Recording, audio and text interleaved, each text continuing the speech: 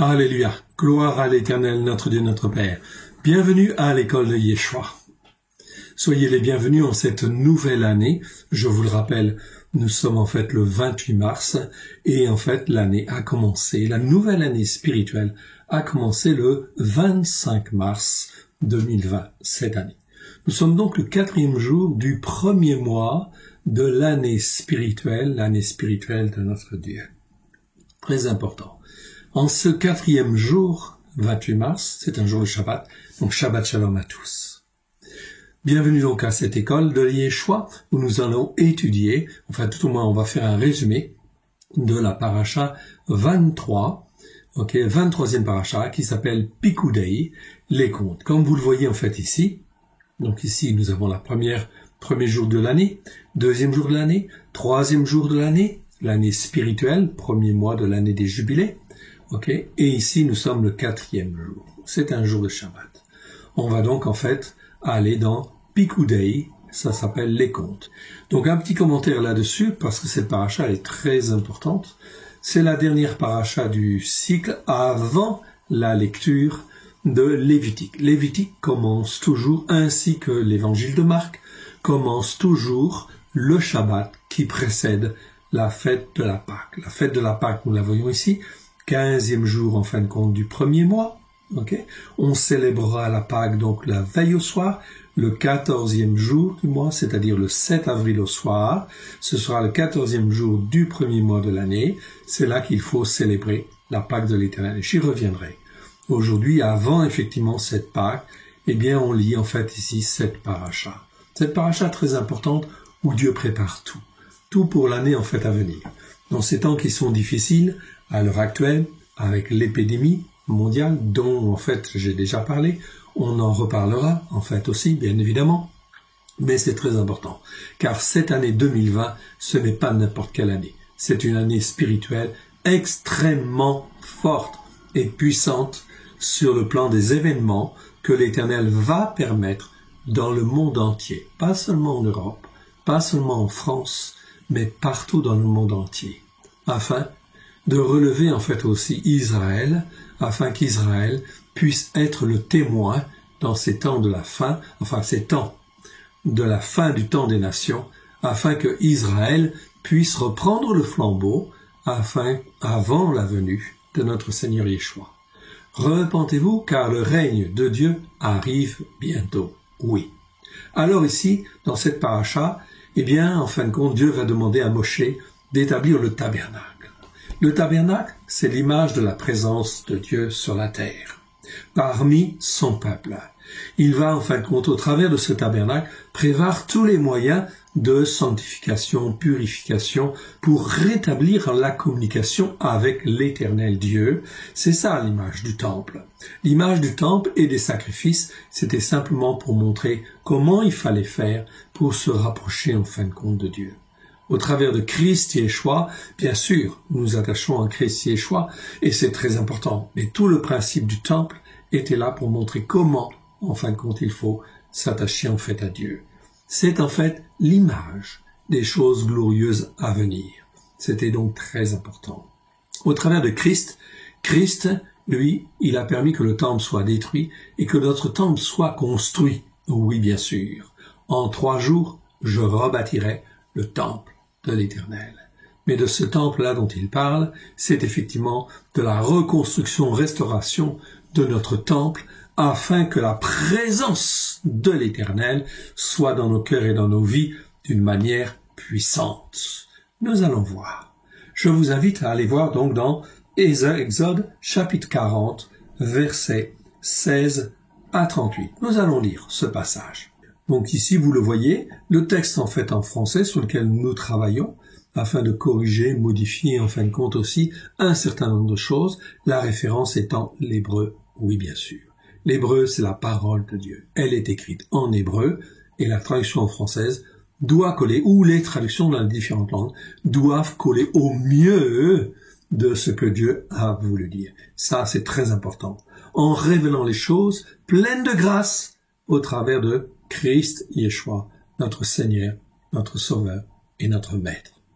Donc ici, la paracha, c'est la paracha 23e, Pikudei, ça s'appelle les comptes, ça veut dire les comptes. C'est Exode 38-21 à Exode 38, 38. Ok. 1 roi 7-51 à 1 roi 8-21. 1 roi 7-27 à 47. Jérémie 30-18 à Jérémie 31-14. Psaume 132. Et également le passage de Marc, en fait ici. Marc 16-8 à 14. Marc 16, 15 à 20 également. Tout cela a une relation en fin de compte très très proche entre la paracha, les haftarah, les haftarot, on devrait dire, c'est haftarot au pluriel, et la Besora, très important. Ici nous sommes en fin de compte au chapitre 38, verset 31, et je vous ai dit que nous allions au chapitre 40. Alors on va au chapitre 40, et on va lire à partir du verset 16. 16, en fait, ici, il est dit, Moshe fit tout ce que l'Éternel lui avait ordonné, et il fit ainsi. Je rappelle, ici, nous sommes dans Exode 40, verset 16. C'est la dernière paracha, cela termine de Shemot, d'Exode, et donc cela termine la lecture, en fait, avant la fête de Pâques. Avant la fête de Pâques, on commence toujours le livre de Lévitique. Et on commence toujours Marc dans les évangiles. Toujours. Car c'est en relation très étroite. Verset 16. Moshe fit tout ce que l'Éternel lui avait ordonné. Il fit ainsi. Le premier jour du premier mois, de la seconde année, le tabernacle fut dressé. Ainsi, donc, ici, si je vois que c'est le premier jour du premier mois de l'année spirituelle de l'Éternel notre Dieu. C'était donc un mercredi. Aujourd'hui, à titre équivalent, ça aurait été le 25 mars 2020, en fait, ici. C'est l'image pour avoir une correspondance. Verset 18. Moshe dressa le tabernacle. Il en posa les bases, plaça les planches, les barres, et éleva les cornes. Il étendit la tente sur le tabernacle. Il mit la couverture de la tente par-dessus, comme l'Éternel l'avait ordonné à Moshe. Il prit le témoignage et le plaça dans l'arche. Il mit les barres de l'arche et il posa le propitiatoire au-dessus de l'arche. Il apporta l'arche dans le tabernacle. Il mit le voile en guise de rideau et enferma l'arche du témoignage, et comme l'Éternel l'avait ordonné à Moshe. Il plaça la table dans la tente du rendez-vous, du côté septentrional du tabernacle, c'est au nord, en dehors du voile. Il y déposa en ordre les pains devant l'Éternel, comme l'Éternel l'avait ordonné à Moshe. Il plaça le chandelier dans la tente du rendez-vous en face de la table. La table est donc en fait à droite, le chandelier en fait ici à gauche, côté en fin de compte ici méridional, c'est-à-dire du sud du tabernacle. Le tabernacle était orienté dans ce sens-là, avec le lever du soleil en fait derrière, donc vers l'ouest. De manière à ne pas être tourné vers le soleil, contrairement à toutes les nations qui se tournent vers le soleil. Ici, en fait, on est dans l'aspect spirituel avec Dieu, c'est donc rien à voir avec le soleil. Il y déposa en ordre les pains devant l'Éternel, comme l'Éternel l'avait ordonné à Moshe. Il plaça le chandelier dans la tente du rendez-vous en face de la table du côté méridional. Il en arrangea les lampes devant l'Éternel, comme l'Éternel l'avait ordonné à Moshe. Il plaça l'autel d'or au milieu, dans la tente du rendez-vous, devant le voile. Le voile est devant, donc il va le mettre là, en fait ici, et il fit brûler l'encens odoriférant, comme l'Éternel l'avait ordonné à Moshe. Tout est prêt dans le tabernacle. Le chandelier, qui symbolise la Torah, qui doit briller 24 heures sur 24. Les tables de pain de provision, qui symbolisent le peuple, de Dieu. Donc ici, on est en face du chandelier, les 12 tribus sont en face du chandelier. Le peuple de Dieu est en face du chandelier, qui brille, de la lumière 24 heures sur 24. C'est l'image de la Torah. Pleine de grâce et de vérité qui éclaire le peuple. Ceci doit nous intéresser. Tout est mis en place pour une année glorieuse, une année spirituelle. Voilà pourquoi on est dans les préparatifs avant la Pâque. Je continue, nous sommes au verset 27. On passe la page en fait en hébreu et on arrive en fait, on monte ici à la page en français, la page suivante. Verset 28. Il plaça le rideau à l'entrée du tabernacle. Il plaça l'autel des sacrifices d'élévation à l'entrée du tabernacle et de la tente du rendez-vous. Il y offrit le sacrifice d'élévation et l'offrande, comme l'Éternel l'avait ordonné à Moshe. Il plaça la cuve entre la tente du rendez-vous et l'autel. Il y mit de l'eau pour les ablutions. Moshe, Aaron et ses fils s'y lavèrent les mains et les pieds. Lorsqu'ils entrèrent dans la tente du rendez-vous, qu'ils s'approchèrent de l'autel, ils se lavèrent comme l'Éternel l'avait ordonné à Moshe. Il dressa le parvis autour du tabernacle et de l'autel. Il mit le rideau à la porte du parvis. Ce fut ainsi que Moshe acheva l'ouvrage. Ce qui se passe ensuite, puisqu'on est dans l'obéissance, puisqu'on est dans l'obéissance et la soumission faite à Dieu, que Moshe et les enfants d'Israël ont fait exactement ce que l'Éternel a donné, eh bien la présence de l'Éternel, la gloire de l'Éternel est là. Regardez ce qui se passe. Alors la nuée enveloppa la tente du rendez-vous, et la gloire de l'Éternel remplit le tabernacle. Moshe ne pouvait pas entrer dans la tente du rendez-vous, parce que la nuée restait dessus, et que la gloire de l'Éternel remplissait le tabernacle. Aussi longtemps que durèrent leurs marches, les fils d'Israël partaient quand la nuée s'élevait au-dessus du tabernacle, et quand la nuée ne s'élevait pas, ils ne partaient pas, jusqu'à ce qu'elle s'élevât. La nuée de l'Éternel était de jour sur le tabernacle, et de nuit il y avait un feu aux yeux de toute la maison d'Israël pendant toute leur marche. L'Éternel était là, au milieu de son peuple. C'est l'image de notre Dieu. Il veut être au milieu de son peuple. Il veut être près de son peuple, et que sa présence, quand elle est là, eh bien, en fait, rien ne résiste. Tout est sanctifié, tout est pur, etc., à condition que l'on écoute et que l'on mette en pratique. Alors, ce qui se passe aujourd'hui, bien évidemment, avec cette pandémie, c'est bien, en fin de compte, ici, un signe que l'Éternel veut être au milieu de ses enfants, pourvu qu'ils se repentent, pourvu qu'ils écoutent ses commandements, ses lois, et qu'ils les mettent en pratique, avec grâce et vérité, au travers de Christ, Yeshua, son Fils bien-aimé. La puissance de l'Éternel, elle est là. Voilà pourquoi tout ce qui se passe aujourd'hui, c'est effectivement, en fait, une interpellation auprès de tous les hommes, tous les croyants, et principalement aussi des pasteurs, des responsables, qui ont enseigné des choses fausses et erronées. La volonté de Dieu, vous le voyez là, c'est d'être au milieu de son peuple. L'Éternel Dieu veut répandre sa gloire, mais sa gloire ne peut venir que dès lors qu'on est dans l'obéissance et la soumission, que l'on fait ce que Dieu demande, que l'on écoute ses commandements et qu'on les mette en pratique. Je vais vous donner un autre exemple. On va aller dans 1 Roi.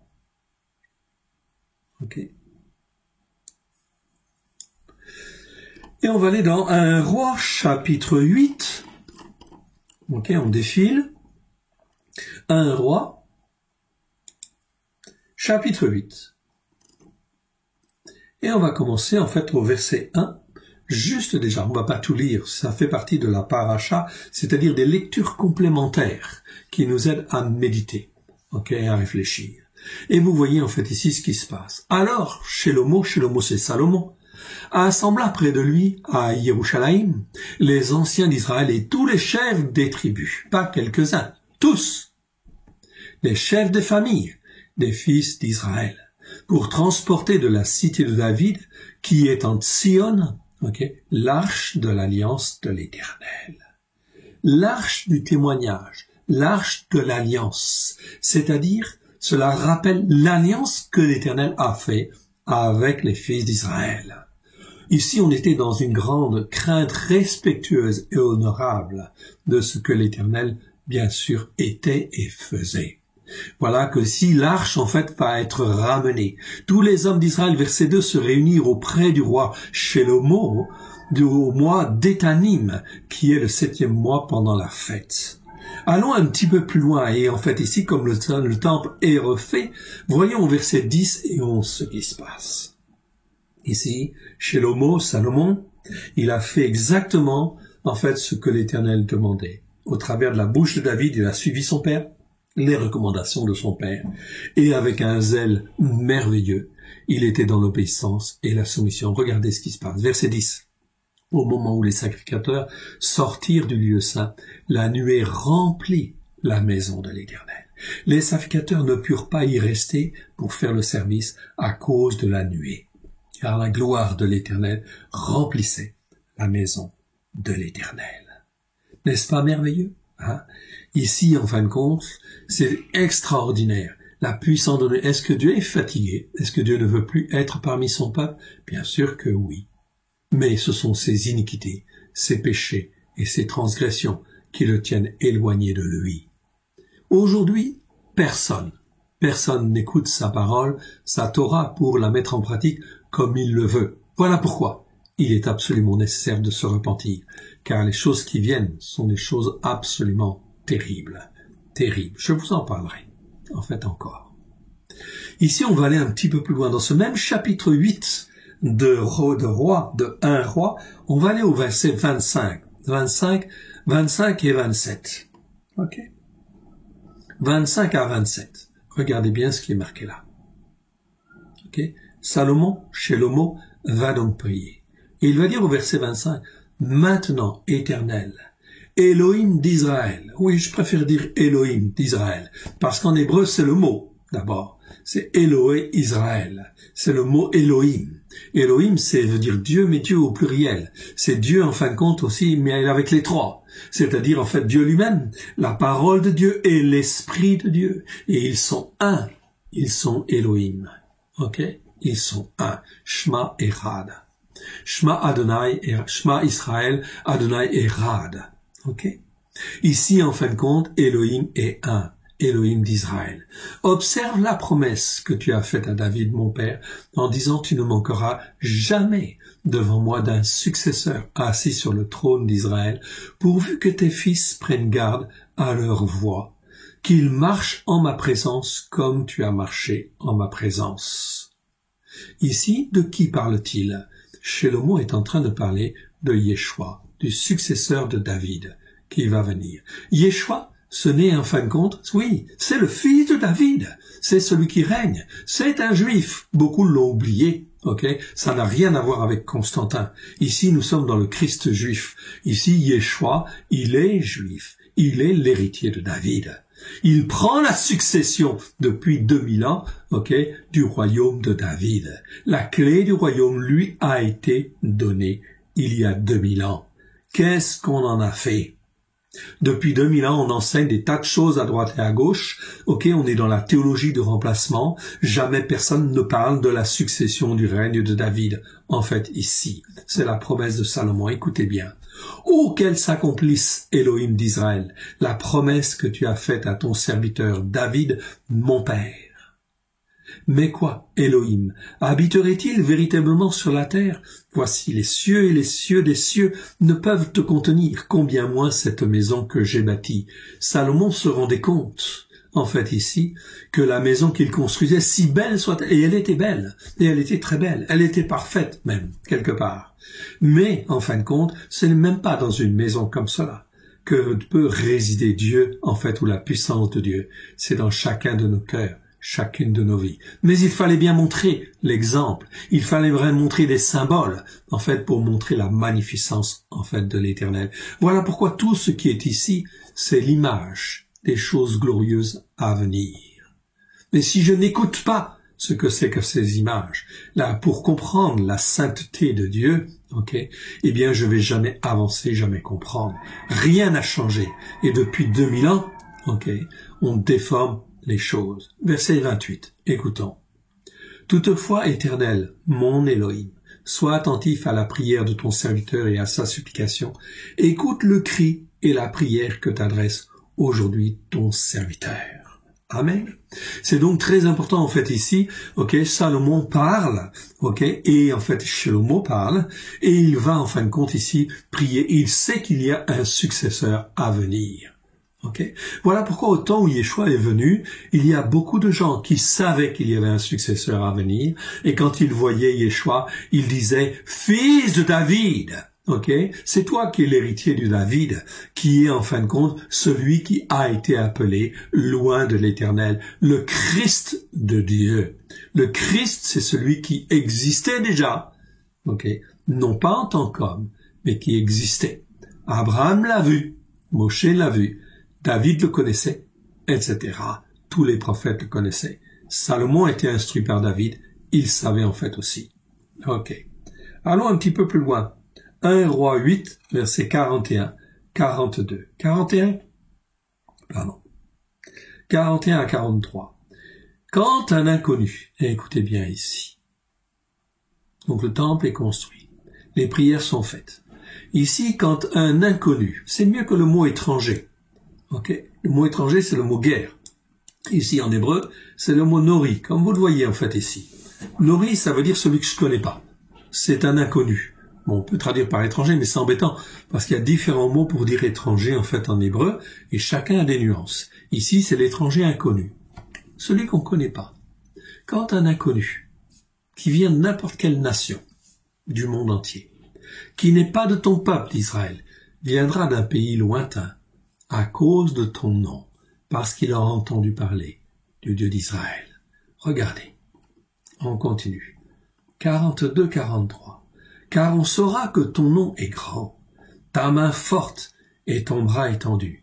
Quand il viendra prier dans cette maison, exauce-le des cieux, du lieu de ta demeure, et accorde à cet inconnu, Nori, ici, mieux que étranger, tout ce qu'il te demandera. Ok?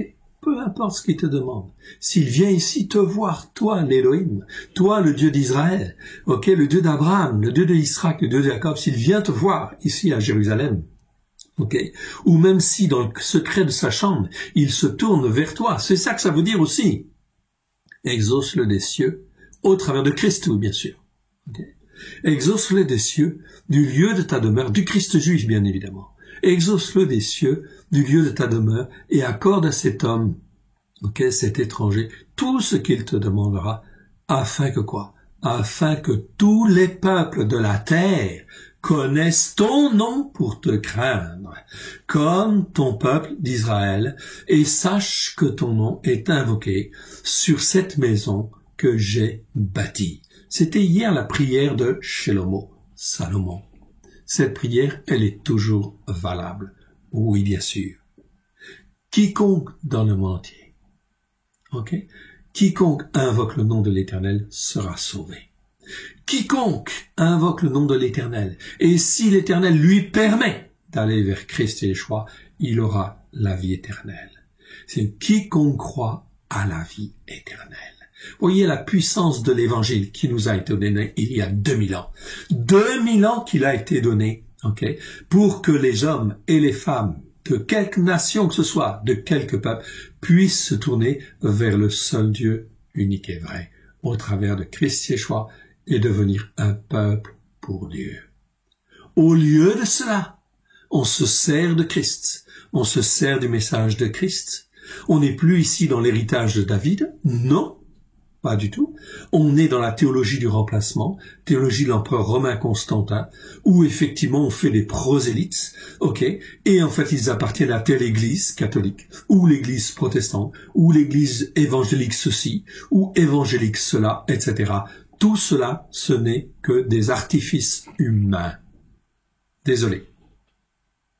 La seule vérité, Christ est venu pour nous racheter pour Dieu. De quelque nation nous puissions être, que nous soyons juifs ou grecs, afin de nous racheter, d'être façonnés, transformés et être un peuple pour Dieu. Afin que Juda et Éphraïm, dans ce cas-là, les nations sont appelées Éphraïm. C'est la bénédiction qui a été donnée, en fait, en Genèse 48, quand Yaakov a béni les fils de Yosef. Il a béni Manassé, il a béni Éphraïm. Il a béni, en fin de compte, en croisant les bras, afin que sa main droite soit sur la tête d'Éphraïm et que sa main gauche soit sur la tête de Manassé. La main droite, ça veut dire que Éphraïm serait un peuple plus nombreux et c'est lui qui a reçu la bénédiction pour toutes les nations. Effectivement, Manassé est béni, oui bien sûr, mais ça concerne plutôt le peuple juif. Ici, en fait, au travers d'Éphraïm, c'est la bénédiction sur toutes les nations. Voilà pour que toutes les nations sont rachetées au travers du sang de Christ afin d'être un peuple pour Dieu, afin d'être l'Éphraïm de Dieu, le peuple de Dieu, qui écoute et qui met en pratique sa Torah avec grâce et vérité au travers de Christ Yeshua. Très, très, très important. On y reviendra. Mais on va continuer ce passage. Dans 1 Roi chapitre 8, versets 57 à 61. On descend un petit peu et on change de page et on va à 57. 57 à 61. Lisons. Que l'Éternel notre Elohim soit avec nous, comme il a été avec nos pères, qu'il ne nous abandonne point et ne nous délaisse point, mais qu'il incline nos cœurs vers lui, afin que nous marchions dans toutes ses voies. Ici, c'est le mot derer. Très important le mot voie. C'est un mot qui est assez important. Il existe 707 fois dans 627 versets. Ok, parfois, pas toujours très bien traduit non plus, ok, par les gens des nations, mais en réalité, c'est bien le mot voie. Quand Dieu fait une voie, c'est quelque chose d'assez large. Ok, il y a des chemins, bien sûr, ok, des chemins tracés, etc. Mais tout ça, c'est pour revenir vers la voie. Dieu constitue une voie principale. Et cette voie principale, ça va être Christ Yeshua. Il est la voie. À tel point qu'au premier siècle, on disait, en fin de compte, les gens disaient, je suis la voie, la seule voie qui a été en fait ouverte pour, en fin de compte, par Christ et au travers de Christ. La voie vers Dieu. Ok? Alors on traduit ça autrement, on traduit par chemin ou autre chose, peu importe. Ok. Je demande 30 secondes, que je mette mon téléphone un petit peu autrement. Voilà. Ok. Donc ici, 57 à 61. Ok. Je vais mettre mon sourdine. Voilà. 57, je relis, que l'Éternel notre Elohim soit avec nous comme il a été avec nos pères, qu'il ne nous abandonne pas et ne nous délaisse point, mais qu'il incline nos cœurs vers lui, afin que nous marchions dans toutes ses voies, pas quelques-unes de ses voies, toutes ses voies, et que nous observions ses commandements, ses lois et ses jugements. Ici, c'est bien le mot mishpat qui apparaît en fait ici. Donc ce sont ses jugements, c'est-à-dire sa manière de juger, ok, qu'il a prescrite à nos pères. Ça c'est extrêmement important. Aujourd'hui, en fin de compte, nous sommes avant la Pâque. Donc est-ce que nous voulons effectivement écouter en fait les voix de Dieu, observer ses commandements, ses lois et ses jugements? Eh bien, c'est l'affaire de chacun. Tout le monde est confiné chez soi. C'est donc bien là, ici, un message essentiel avant la Pâque de cette année. Mes frères et sœurs, c'est quelque chose d'extrêmement important. Cette année spirituelle, c'est exactement en fait l'année spirituelle où Dieu met à l'épreuve chacun de nous afin de savoir si on va écouter et observer ses commandements, ses lois et ses jugements. Si nous sommes décidés à écouter et à apprendre. Il est encore temps, mais ce sont les dernières. Ok, les dernières possibilités, opportunités où l'Éternel interpelle le peuple. Voilà pourquoi nous faisons en fait aussi ces enseignements, car si cela ne se fait pas, ok, qui va rappeler les hommes et les femmes et les croyants sur les commandements de Dieu, sur ses lois et ses commandements? Repentez-vous, car le règne de Dieu arrive. Le règne de Dieu est proche au travers de Christ. Ce message, cela fait 2000 ans qu'il est donné, mais au lieu de ça, on disait que ton royaume vienne, et on croit que le royaume, ce sera quelque chose un petit peu flou, mais qui va venir, on ne sait pas trop comment. Non. Ici, les choses sont très claires d'après les Écritures. 2000 ans que l'on pervertit les Écritures. Le règne de Dieu était déjà là, il y a 2000 ans, dans le cœur des gens et la vie des gens qui voulaient bien croire. Et par la puissance du Saint-Esprit, au travers, en fin de compte, de la parole de Dieu, ok, eh bien, effectivement, les hommes étaient façonnés, transformés comme ils le voulaient, afin que la Torah puisse être écrite dans le cœur des gens, avec grâce et vérité. Aujourd'hui, nous arrivons à la fin du temps des nations. La fin du temps des nations. C'est pas la fin du monde, c'est la fin du temps des nations. Israël a été dispersé en 70 de l'ère chrétienne. Ce n'est plus Israël qui portait le message principal. Mais il est écrit dans Daniel que Israël va reprendre le flambeau pour la dernière semaine, c'est-à-dire pour une période de 7 ans. Le temps des nations va se terminer, le temps d'Israël va reprendre.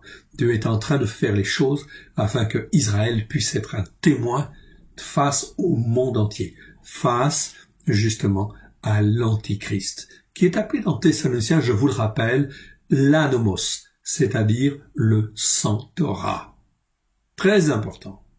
On continue ici. Verset 59, et on va aller jusqu'au verset 61.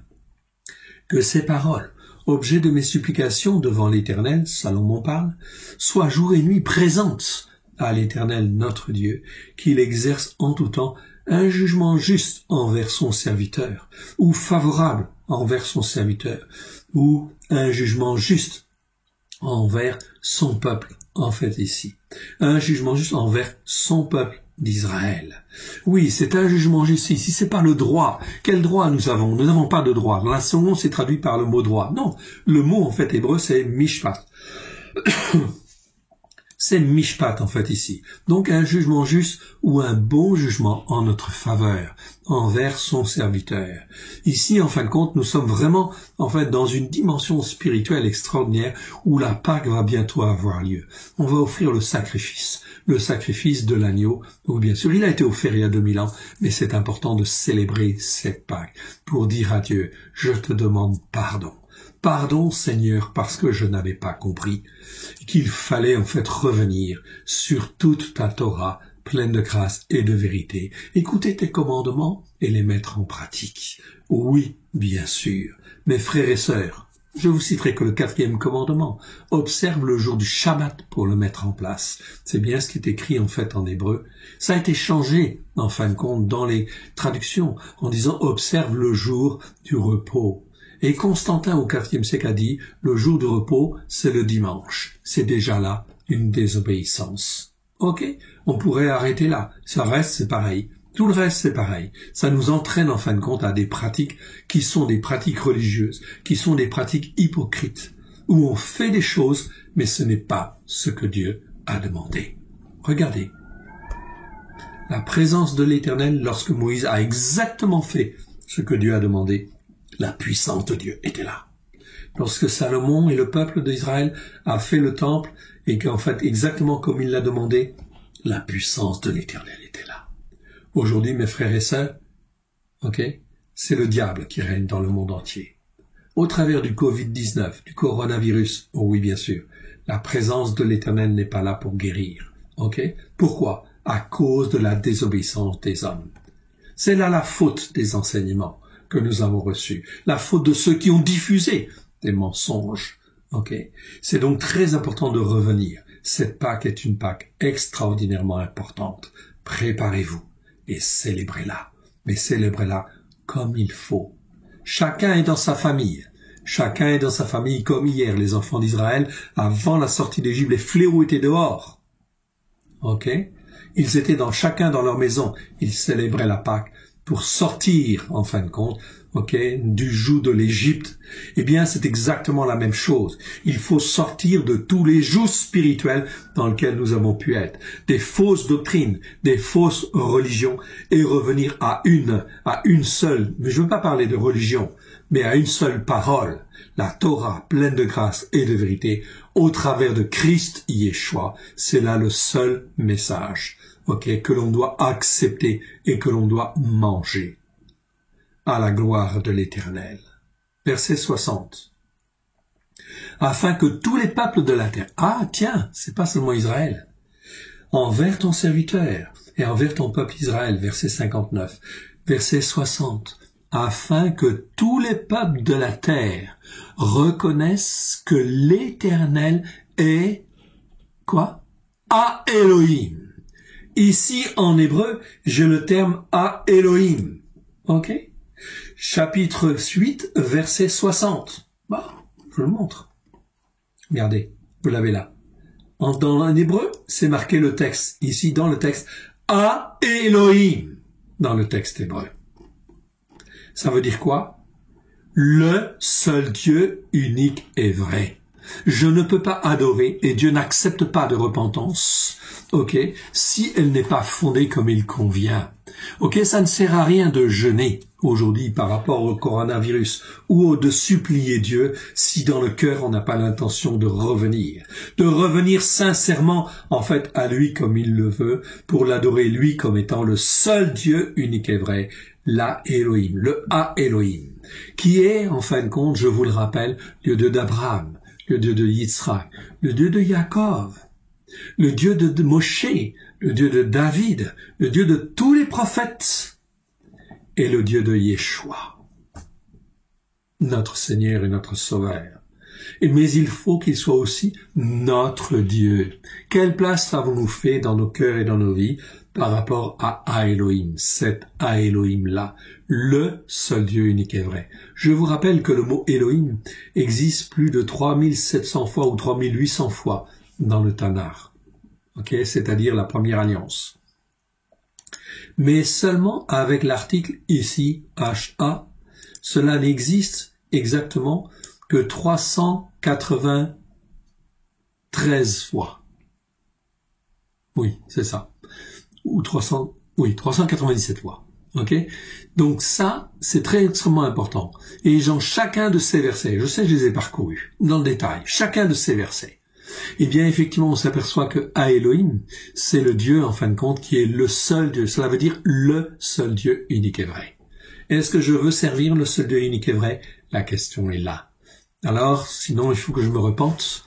Ok? Sinon, les fléaux qui sont venus là déjà, qui sont déjà là, c'est les prémices des douleurs, c'est le commencement des douleurs. Ok, cela va beaucoup en fin de compte s'envenimer. Pourquoi? Parce que beaucoup ne viendront pas, etc. et ne seront pas convaincus. C'est dommage. Ok, mais une chose est sûre, la parole de Dieu, elle est la vérité. J'espère, je prie de tout mon cœur pour que beaucoup de pasteurs puissent se repentir et revenir de leur mauvaise voie. Car pourquoi? Ils servent en fin de compte l'empereur romain Constantin, les doctrines de l'empereur romain Constantin. Ils disent, moi je suis pentecôtiste, moi je suis baptiste, etc. Mais tous, en réalité, ils sont filles de Rome. Ok? Ils sont des églises filles de Rome. Ils font ce que l'église mère a mis en place. L'église catholique, mise en place par l'empereur romain Constantin au IVe siècle, qui a imposé le dimanche comme étant le jour, en fait, le jour saint, le jour de repos, ok? Mais ce n'est pas ça que Dieu dit. Dieu parle du Shabbat, etc. Et toutes les autres fêtes, c'est pareil. Les fêtes de fin d'année, tabernacle, etc.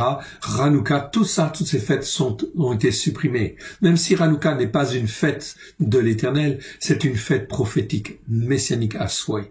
C'est la fête des Lumières. Elle nous parle de Yeshua, de la lumière de Christ, qui va briller dans le monde. Cette fête a été supprimée. Okay? Et à la place, on a mis Noël. Aujourd'hui, tout le monde fait Noël. Noël, c'est une abomination devant l'Éternel. Et de plus en plus, je ne sais pas si vous avez remarqué depuis quelques années, Noël a pris une ampleur telle que cela envahit tous les foyers. Okay? Alors que Dieu dit, tout ça, c'est de l'idolâtrie. Alors, il convient de se repentir. Repentez-vous, car le règne de Dieu approche, car le règne de Dieu vient au travers de Christ Yeshua. Et le règne de Dieu se fait avec sa Torah, ses prophètes, ses psaumes, la révélation pleine de grâce et de vérité au travers de Christ Yeshua, pas autrement, nullement autrement. Verset 61. Que votre cœur soit tout à l'Éternel, notre Elohim, comme il l'est aujourd'hui, pour suivre ses lois et pour observer ses commandements. Combien de fois ça a été lu, mais pas compris, ou combien de fois ça a été lu et mis de travers, et mis de côté. Ok? Non, il faut écouter et mettre en pratique. Pour Dieu, il faut écouter et mettre en pratique. Si tu mets en pratique, ça veut dire que tu as écouté. Si tu ne mets pas en pratique, cela veut dire que tu n'as pas écouté. À partir de ce moment-là, cela entraîne des malédictions dans ta vie. Oui, cela entraîne des malédictions. Cela veut dire que cela ouvre la porte à des fausses doctrines, à des faux esprits, des esprits mauvais, qui vont en fin de compte te faire croire ceci ou te faire croire cela, et qui vont modifier ta manière de penser, etc., où tu vas tomber dans une tradition des hommes, etc., et tu ne vas plus t'attacher à Dieu. Paulos est très clair là-dessus. Il parle en fin de compte, bien sûr, de l'aspect spirituel. Pneumatikos, en fait, en grec, ça veut dire s'attacher, en fait, à Dieu et rester, en fait, attaché à Dieu. C'est le mot pneumatikos, ça veut dire spirituel. Être spirituel, pour Paulos, c'est très clair. On le verra dans les enseignements. Être spirituel, c'est vouloir s'attacher au seul Dieu unique et vrai et rester attaché au seul Dieu unique et vrai. Sinon, tu n'es pas spirituel. Amen. Je continue et je voudrais aller faire un petit tour dans Jérémie pour, en fin de compte, continuer cette paracha, 23e paracha. On va aller, en fin de compte, dans Jérémie. Jérémie, chapitre 30. Allons-y, suivez-moi. 30, verset 18. Ok. 18 à 24. On va donc lire en fait ce passage. Regardez bien ce qui se passe. Ainsi parle l'Éternel. Voici, je ramène les captifs de la tente de Yaakov. J'ai compassion de ce tabernacle. La ville sera rebâtie sur ses ruines. Le palais sera rebâti sur son jugement juste. Al mishpato, ou selon son jugement, selon son jugement juste. Donc c'est un jugement juste. Ici c'est mishpato, son jugement juste. Le jugement juste de Dieu, c'est de passer au travers de Christ. Si j'accepte Christ comme mon Seigneur, mon Sauveur, je passe par son jugement juste, etc., qui me justifie, qui me donne la justice de Dieu.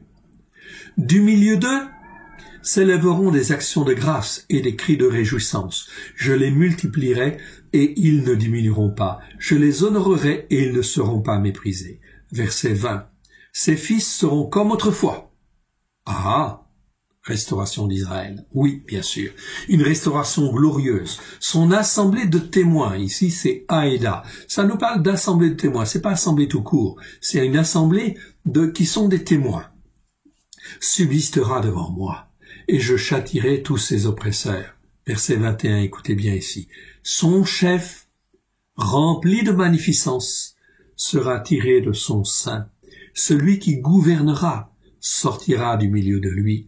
Je le ferai s'approcher parfaitement, et il viendra à moi. Car qui oserait de son cœur venir à moi? Déclaration de l'Éternel. Neum Adonai. Son chef, rempli de magnificence. De qui parle-t-on ici? De Yeshua. Du Christ, mais du Christ juif. Tous les juifs savent que le Messie est un Messie juif, un Messie qui écoute la Torah et qui la mettra en pratique avec grâce et vérité. Ici, on parle de ce chef. Alors, est-ce que les nations ont bien en fait ce même chef? Pour chef, je n'en suis pas si sûr. Je crois que le Christ occidentalisé n'a rien à voir avec le Christ juif. Car Christ a dit, je ne suis pas venu pour abolir la Torah et les prophètes, mais je suis venu pour l'accomplir. Je vous rappelle que le mot accomplir ici, c'est plaire au haut. Et en fait, ce verbe-là, ça veut dire non pas accomplir au sens c'est terminé. Non. Ça veut dire remplir pour remplir en abondance. Yeshua est venu pour nous révéler la Torah, pleine de grâce, la Torah, pleine de grâce et de vérité, et nous remplir à déborder, afin que la présence de l'Éternel soit pleinement dans nos cœurs et dans nos vies, à la gloire de son saint nom. Au lieu de ça, on annonce des fausses doctrines, des doctrines qui n'ont rien à voir. Ici, on est dans le Christ juif. Son chef rempli de magnificence sera tiré de son sein. Verset 22. Vous serez mon peuple, et moi je serai Elohim pour vous. C'est-à-dire, je ne serai pas votre Dieu, je serai Elohim. C'est-à-dire, Elohim, c'est le Dieu qui a créé les cieux et la terre, qui est le maître de tout, qui dit et la chose elle arrive. Cela veut dire qu'est-ce que le coronavirus ou le Covid-29 par rapport à ça? Rien. C'est une question de disposition de cœur, de s'attacher à Dieu. C'est pour ça que c'est très important au jour d'aujourd'hui, de se tourner vers Dieu, de se repentir. Pardon, Seigneur, j'ai écouté des faux docteurs, j'ai écouté des faux pasteurs, des faux bergers. Regardez en fait ce que dit Ézéchiel, ok, avec les faux bergers, c'est absolument abominable, etc. Ok, et écoutez ceux qui se repentent. J'espère, au travers de cela, il y a des pasteurs qui ont agi avec sincérité. Oui, mais ils étaient dans l'erreur. S'ils se repentent, ils seront des bons serviteurs de l'Éternel.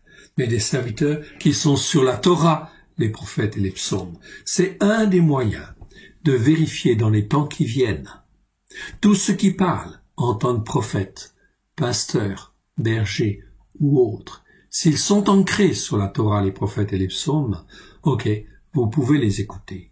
S'ils ne sont pas ancrés sur la Torah, les prophètes et les psaumes, ils peuvent être, et ils sont la plupart du temps, de bons séducteurs. Ils vont vous entraîner par toutes sortes de paroles dans des voies d'égarement, etc., qui n'est pas la voix de Dieu. Dieu a fait une voix, pas 36 voix. Une voix au travers du Christ, de son Christ. Et son Christ, c'est un Christ juif, qui lui est posé sur la Torah, les prophètes et les psaumes. Voilà pourquoi il est très important de se repentir comme il convient. La Pâque qui vient, ok, je vous le rappelle, elle a lieu le 7 avril de cette année. Elle est très importante. Ne la manquez pas et faites-la sincèrement dans toutes vos demeures. Écoutez la suite. 23. Voici la tempête de l'Éternel. La fureur éclate. L'orage se précipite. Sur la tête des méchants, ils fond. La fureur de la colère. On connaissait la fureur, on connaissait la colère. Mais ici, le verset parle de la fureur de la colère de l'Éternel. Raron, ici, c'est bien fureur. Et Af, c'est colère. Ça fait bien la fureur de la colère. Ok? Donc la colère, c'est une chose. Mais la fureur de la colère, alors là, ça détruit tout. Ok, ça détruit tout. Il y a encore un peu de possibilité, d'opportunité de repentance, mais c'est super chaud. La fureur de la colère de l'Éternel ne se calmera pas. Cela fait 2000 ans que l'on pervertit ces Écritures. Ok, cela veut dire quoi? L'Éternel est en colère. C'est une colère qui est énorme. Ok. Sa fureur est là, en fait, la fureur de sa colère, elle est là. Elle ne se calmera pas jusqu'à ce qu'il ait accompli et exécuté. C'est les desseins de son cœur. Vous le comprendrez dans la suite des temps. Écoutez bien ce que ça veut dire. Cela veut dire que le coronavirus Covid-19, c'est très bien. Il va y avoir un répit à un moment donné ou à un autre. Oui, bien sûr, ça va durer quand même. Et ça touche tout le monde entier. Le monde entier est concerné par cette affaire de repentance, car il n'y a pas un homme sur la terre, pas d'un descendant d'Adam, que Dieu n'appelle à se repentir. Ok? C'est écrit dans Ecclésiaste, afin que tout descendant d'Adam puisse écouter les commandements de Dieu et les mettre en pratique. C'est écrit dans le chapitre 12 de Ecclésiaste. Ok? On va continuer. Chapitre 31, versets 1 à 7. Lisons. En ce temps-là, déclaration de l'Éternel, je serai l'Élohim de toutes les familles d'Israël, et ils seront mon peuple. Ainsi parle l'Éternel, il a trouvé grâce dans le désert, le peuple de ceux qui ont échappé au glaive, Israël marche vers son lieu de repos. Oui. De loin l'Éternel se montre à moi, je t'aime d'un amour éternel, c'est pourquoi je te conserve ma bonté. Je te rétablirai encore, et tu seras rétabli, Vierge d'Israël. Tu auras encore des tambourins pour parure, et tu sortiras au milieu des danses joyeuses. Tu planteras encore des vignes sur les montagnes de Samarie, les planteurs planteront et cueilleront les fruits, car le jour vient où les gardes crieront sur la montagne d'Éphraïm, levez-vous, montons à Sion, vers l'Éternel, notre Élohim. Car ainsi parle l'Éternel, pousse des cris de joie sur Jacob, éclatez d'allégresse à la tête des nations, élevez vos voix, chantez des louanges, et dites l'Éternel, sauve ton peuple, le reste d'Israël, etc. Je lis pas tout le verset chapitre 31, mais ce serait très bien de le lire. Vous pouvez le lire, bien évidemment, ça fait partie de la Haftara de la semaine effectivement. Mais c'est donc très glorieux. Il y a une restauration pour Israël. Tout va être centré sur Israël. Oui, bien sûr, car Dieu va restaurer son peuple. Restaurer son peuple dans les temps qui viennent. On est dans les temps prophétiques de la restauration d'Israël. Bien sûr, ils vont pas être restaurés cette année même. Mais en fin de compte, Dieu s'en occupe. Dieu s'occupe de son peuple afin de l'élever, de le relever face à toutes les nations, afin qu'Israël puisse être un peuple qui puisse se tourner vers son Dieu et invoquer sa présence. Même chose. Israël aujourd'hui est-il dans l'obéissance? Non. La réponse est non. Même dans le judaïsme traditionnel, qui est issu des pharisiens, tout le monde le sait, en réalité. La tradition juive, en fait, que vous avez aujourd'hui, que vous constatez aujourd'hui, c'est quoi? C'est l'héritage des pharisiens. Oui, bien sûr. Ok, cela leur a permis de garder au travers des siècles la Torah, les prophètes et les psaumes, d'être un témoignage parmi les peuples. Mais ce n'est pas pour autant qu'ils écoutent la Torah avec grâce et vérité. Car Yeshua a dit, vous êtes des hypocrites, ô pharisiens. Vous êtes des hypocrites, car par vos commandements, les commandements que vous avez rajoutés, vous tuez la Torah. Donc le problème, en fait, il est le même au niveau spirituel. Il y a besoin de repentance, en fait, aussi là. De se repentir vers celui que Dieu a appelé. Donc les nations n'ont pas raison dans tous leurs messages, comme les Juifs traditionnels n'ont pas raison dans tous leurs messages. Pourquoi? Parce que les fondements ne sont pas bons. Tout vient, en fin de compte, ici, des racines. Ce qu'on appelait les pères de l'Église ont été en fait des évêques des nations qui, en fait, ont mis en place des doctrines, des théologies de remplacement qui ne sont pas bonnes, pas du tout. Okay, qui se sont écartés des racines juives. Voilà pourquoi nous n'avons rien à faire, en fait, ici, avec les racines dites chrétiennes qui viennent de l'empereur ou qui ont été avalisées par l'empereur romain Constantin. Non, rien du tout. Mais non plus, nous n'avons rien à faire avec les racines des pharisiens. Non plus. Voilà pourquoi. Parce que nous n'avons pas, en fin de compte, pour père, en fait, les rabbins ceci, rabbins cela, etc. Non. Dieu nous a donné des pères.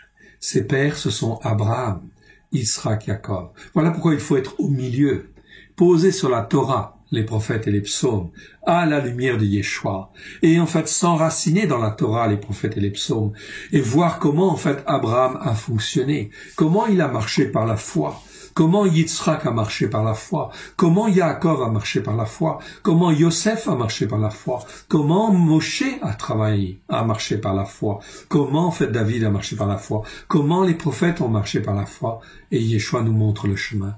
Il est là pour nous enseigner à être greffés sur les théories, sur la théologie en fin de compte que Dieu voulait, sur les racines hébraïques de la foi. Voilà donc, c'est très important. C'est pas un choix facile. Bien évidemment, au début, on ne voit pas. On est très aveuglé. Mais cela fait une 15aine d'années que nous sommes sur le sujet. Nous commençons à bien connaître, bien évidemment. Et nous l'avons enseigné. À l'école, au travers de l'école des choix, nous avons fait plein de séminaires, à droite et à gauche, partout en fait en France. Et il y a des gens partout en France qui s'intéressent aux racines hébraïques de la foi et qui viennent, et qui ont compris, qui se disent, d'autres n'ont pas encore avancé ou fait le pas. Mais ils se posent des questions. Mais il y en a beaucoup déjà qui viennent, qui ont compris et qui s'ancrent. Et ça, c'est très bien. Car dans la tourmente à venir, si on a de bonnes racines, on tient et on tiendra. Si on n'a pas de bonnes racines, alors on risque d'être emporté par le vent et la tempête. C'est l'histoire de la maison. La maison qui est bien bâtie, sur le sable ou sur le roc, vous choisissez. Il faut choisir, bien sûr, de construire sa maison sur le roc. Il est encore temps. Il est encore temps, mais nous sommes en 2020, c'est l'année spirituelle de Dieu. Je vous rappelle que cette année est une année spirituelle tout à fait exceptionnelle. C'est en fait une année qui n'existe que tous les 294 années, où le calendrier de Dieu est placé de telle manière que le calendrier en fait rabbinique, calendrier des pharisiens, est décalé de 1 jour. Nous sommes dans la même configuration de temps que l'année où Yeshua s'est offert en sacrifice. C'est une année spirituelle tout à fait exceptionnelle qui a lieu tous les 294 années. Alors, c'est cette année que les choses se font. Voilà pourquoi il faut être au rendez-vous. On va terminer ce passage par, en fait, le psaume 132, Cantique des degrés. Éternel, souviens-toi de David, de toutes ses peines. Il jura à l'Éternel, il fit ce vœu au puissant de Yaakov.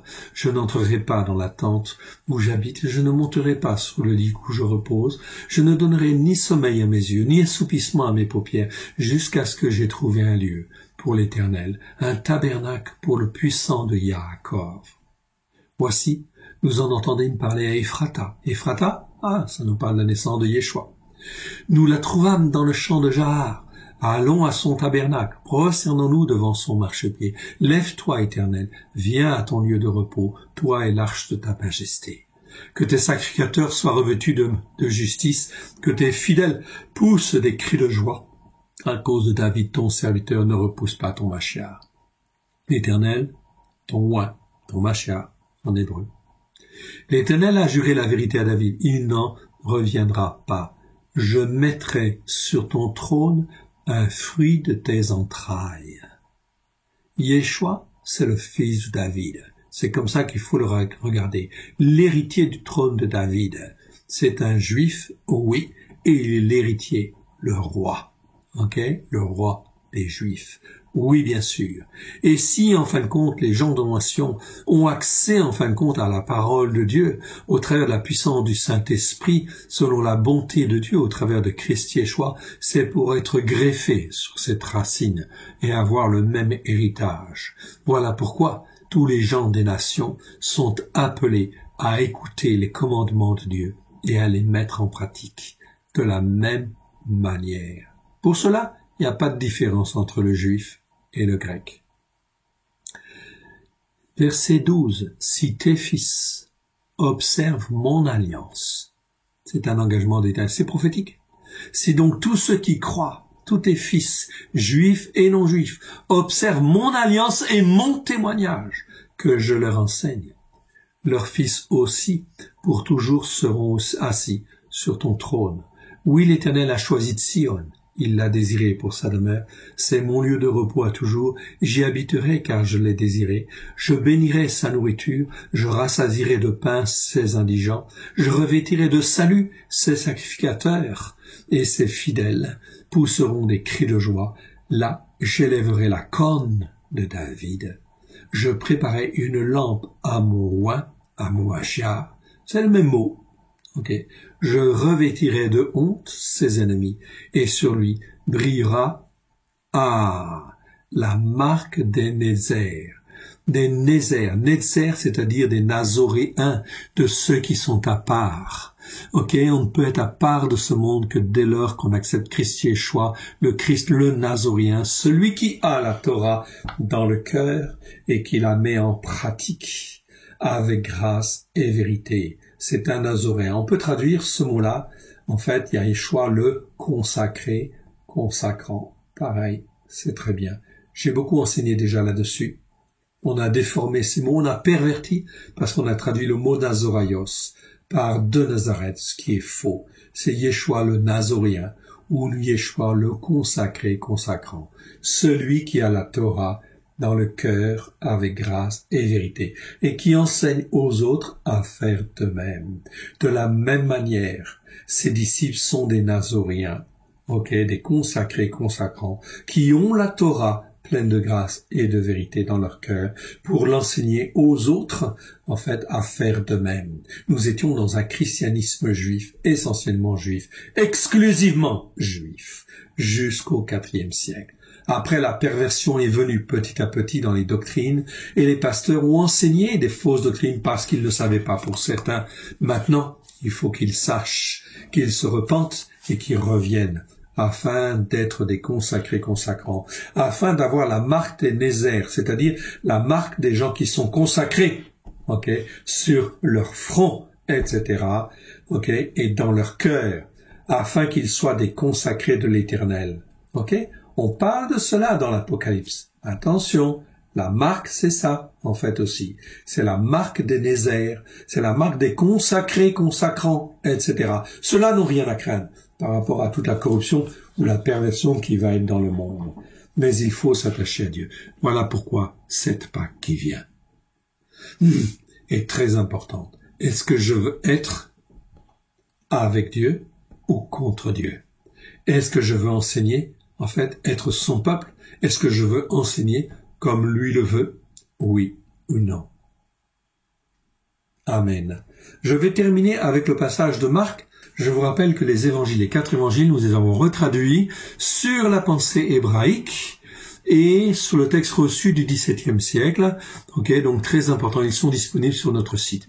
Vous pouvez donc en fait les commander si vous les voulez, il n'y a pas de souci. Ok, donc Marc chapitre 16, ceci en préparation en fait aussi de l'édition d'une Bible, d'un Nouveau Testament déjà, d'une Brit Hadasha, Alliance renouvelée, ok, ce qu'on appelle le Nouveau Testament, mais sur les racines hébraïques de la foi et sur le texte reçu du XVIIe siècle. On va aller dans le chapitre 16, versets 15 à 20. Dieu appelle à la repentance. Il cherche. Il y a un peuple qui veut vraiment le servir. Écoutez bien ce qu'il dit, ici au travers de Christ Yeshua. Puis il leur dit, allez, au travers de Christ, allez par tout le monde, et proclamez à haute voix. Ici, dans nos Bibles, c'est marqué prêcher. Ouais. On prêche parce que ça fait très religieux. Non, il ne s'agit pas de prêcher. Il s'agit de proclamer à haute voix. Kérousso, ça veut dire proclamer à haute voix. Bien sûr, ça peut vouloir dire prêcher, on est d'accord. Mais prêcher, on ne fait pas de prédication. Il s'agit de proclamer à haute voix. Quoi? La bonne nouvelle à toute la création. Yeshua, depuis 2000 ans, il a appelé justement ses disciples à proclamer à haute voix la bonne nouvelle du rachat, la bonne nouvelle du règne de Dieu dans chacun des cœurs, chacune des vies, etc., afin que la puissance de Dieu puisse être dans le cœur et la vie des hommes et des femmes, et de repousser toute la puissance de l'ennemi, de repousser la maladie, de repousser en fin de compte les mauvais esprits, etc.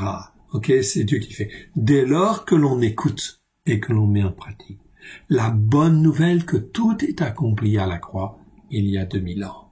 Verset 16, celui qui croira et qui sera baptisé sera sauvé, mais celui qui ne croira pas sera condamné. Alors on peut se poser la question ici. Oui, mais de quel baptême? À quoi avez-vous cru? Et de quel baptême avez-vous été baptisé? Est-ce que vous croyez dans toute la parole, dans la Torah, les prophètes et les psaumes, à la lumière de Yeshua? Oui ou non? Ça, en fin de compte, c'est déjà la bonne base. Est-ce que vous croyez à cela? Okay. Et si vous croyez à cela et que vous avez été baptisé, alors vous ne pouvez être que sauvé. D'accord? Bien évidemment. Mais si vous croyez en autre chose, qui n'est pas, en fin de compte, ce qui est dans la Torah, les prophètes et les psaumes, vous croyez à des choses, mais qui ne sont pas, en fait, sur les bons fondements.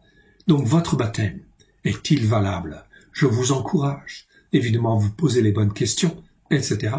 Peut-être votre baptême l'avez-vous fait d'une manière sincère avec Dieu, sans forcément vraiment savoir. Si vous l'avez fait d'une manière sincère, à la limite, c'est acceptable. Mais si vous avez été baptisé, notamment dans l'Église catholique, eh bien ici, je regrette. Mais ceci, en fin de compte, entraîne sur vous des malédictions et des liens spirituels. Et il faut dénoncer ces pratiques comme n'étant pas des pratiques correctes par rapport à la parole. Et renoncer, bien sûr, à tous ces enseignements qui sont inculqués, qui vous étaient donnés par vos parents. Demandez pardon en fait à Dieu, parce qu'en fait vos parents vous ont fait faire ceci, etc. Et que, en fin de compte, il faut que vous demandiez pardon, bien sûr, pour eux. Celui qui croira et qui sera baptisé sera sauvé, mais celui qui ne croira pas sera condamné. Ici, le choix est très clair. Okay? Voici les signes qui accompagneront ceux qui auront cru. En mon nom, ils chasseront les démons. Ils s'exprimeront dans des nouvelles langues. Ils saisiront les serpents. S'ils boivent quelque breuvage mortel, il ne leur sera point fait de mal. Ils imposeront les mains à ceux qui étaient sans force, ou affaiblis, ou malades, et ils se porteront bien. Ici, mokalos veut dire se porter bien. En fait, ici, c'est même pas le mot guérir. Okay? Le mot est mal traduit. Ici, en fin de compte, cela ne veut pas dire que Dieu n'a pas déjà agi.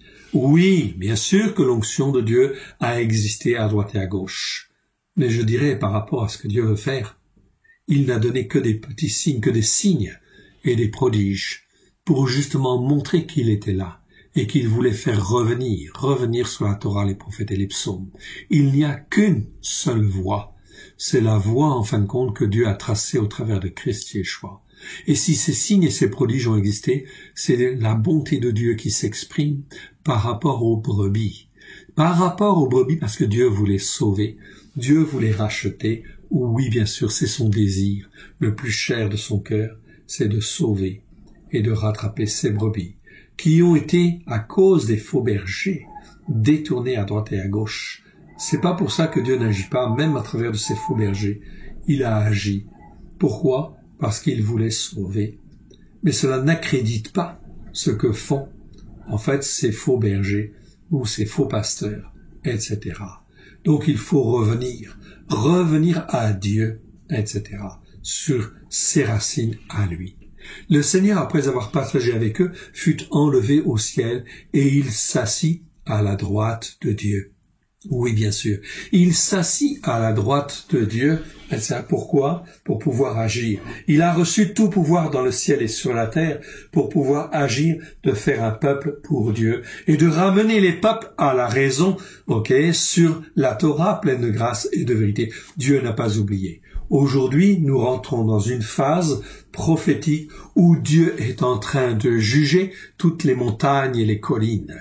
Montagnes et collines, vous pouvez trembler, etc. C'est ce que disent les prophètes, et Dieu va ébranler cela. Les montagnes et les collines, ce sont toutes les institutions qui ont été mises en place et qui ne sont pas, en fait, bons de Dieu. La seule montagne que Dieu accepte, c'est la montagne de Sion. C'est la seule montagne qu'il accepte. Et celle-là, elle est posée sur la Torah, les prophètes et les psaumes à la lumière de Yeshua. Et ils s'en allèrent partout proclamer à haute voix, l'Éternel travaillait avec eux et confiait la parole et confirmait la parole par des signes qui l'accompagnaient. Ici, c'est l'Éternel, bien sûr. C'est pas le Seigneur, c'est l'Éternel. On a supprimé dans le Nouveau Testament le mot, en fin de compte, ici, le mot éternel. Jusqu'à Malachie, nous trouvons 5800 fois le nom de l'Éternel, le tétragramme. Dans vos traductions, les traductions françaises notamment, dans la quasi-totalité, peut-être il y a une ou deux exceptions, je ne sais pas, mais la quasi-totalité, on a supprimé le nom de l'Éternel. Et il a été remplacé par Seigneur. Parce que c'était plus facile pour les traducteurs de traduire à partir, notamment des textes grecs de la Septante. Et résultat des courses, dans la Septante, on a traduit le nom de l'Éternel par Seigneur. Et donc Yeshua, il est Seigneur. L'Éternel, il est Seigneur. Et en fait, tout ça, en fin de compte, on a fait en fait, c'est le même mot. Donc on ne sait plus distinguer que fait le Père, que fait le Fils. Le Père, il est actif. Oui, bien sûr. Le Fils, il est actif. Le Saint-Esprit, il est actif. Et voilà pourquoi c'est extrêmement important de bien comprendre dans la Torah, les prophètes et les psaumes, quelque chose de fondamental, où nous voyons la présence de Dieu, la parole de Dieu et l'Esprit de Dieu. Les trois travaillent et sont un. Ou encore l'Éternel, la parole de l'Éternel et l'Esprit de l'Éternel. Nous voyons effectivement l'action des trois et nous voyons qu'ils sont un. Et celui qui s'appelle la parole de Dieu ou la parole de l'Éternel, c'est qui? Ce n'est ni plus ni moins que Yeshua lui-même. Il n'était pas venu en tant qu'homme, mais il va venir. Il est la parole de Dieu. Et dans Jean, en fait, on va nous dire, au commencement était la parole de Dieu. Elle était avec Dieu, et elle était Dieu, oui bien sûr. Elle était Dieu, elle était puissance, en fait ici, pour tous les hommes. Voilà pourquoi quand il s'est fait homme, il est venu, pour montrer qu'un homme pouvait écouter la Torah et la mettre en pratique. Par la puissance du Saint-Esprit, en donnant son cœur et sa vie à Yeshua, cela ne pose pas de problème majeur, en fait ici, ou insurmontable, bien sûr. Il y a des combats, bien évidemment, parce que là, c'est quelque chose de glorieux qui arrive. Et le Seigneur va lever un peuple au travers de tout ce qui se passe de par le monde, en fait ici, en ce moment, avec cette infection qui a touché le monde entier. Déjà ici, c'est le commencement des douleurs, mais un peuple va se lever, glorieux sur la Torah, les prophètes et les psaumes, au travers de Christ Yeshua, afin de glorifier Dieu d'Abraham, de Yitzhak, de Yaakov, au travers de Christ Yeshua, son Fils bien-aimé. Merci de m'avoir écouté dans cet enseignement. Je voulais que ce soit un résumé, c'est un résumé qui a duré une petite heure. Eh bien, que Dieu vous bénisse. Écoutez et pratiquez comme il convient à la gloire de l'Éternel. Que Dieu vous garde. Shalom.